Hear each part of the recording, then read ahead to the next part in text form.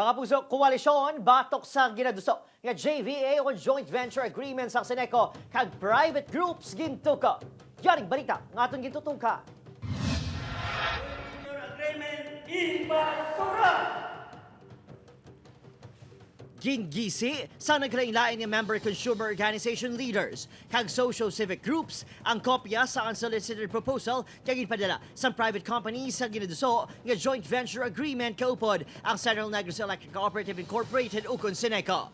Nagapating Freedom from Debt Coalition kag ang grupo sa mga PWD sa probinsya ng JVA ang first step sa privatization. Bisan ano pa na nga term, it's privatization and privatization is bad para sa mga konsumidor.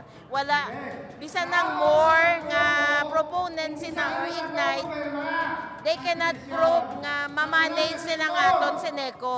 Kami mga marginalized sector, kami mo kasalig kami nga wala man kami dugang inugbaya giga problema kami gani sa bulanan namon. Present man sa manifesto signing sang anti-CENECO JVA Joint Coalition ang presidente sang Responsible Supervisory and Confidential Union of Employees sang CENECO. Ginapahayag nga may masobra 400 ka regular employees ang CENECO nga ginabalabagan ng JVA sa kahangawa nga madulaan obra.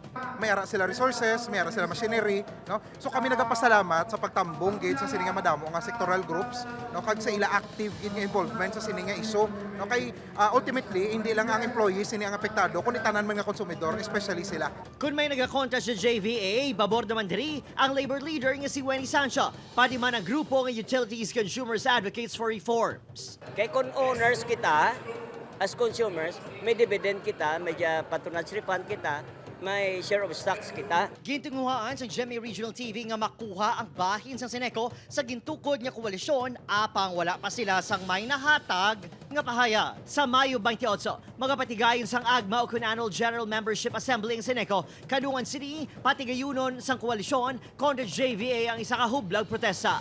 Opo, Kiril Casillo, Adrian Prietos, 1 Western Visayas.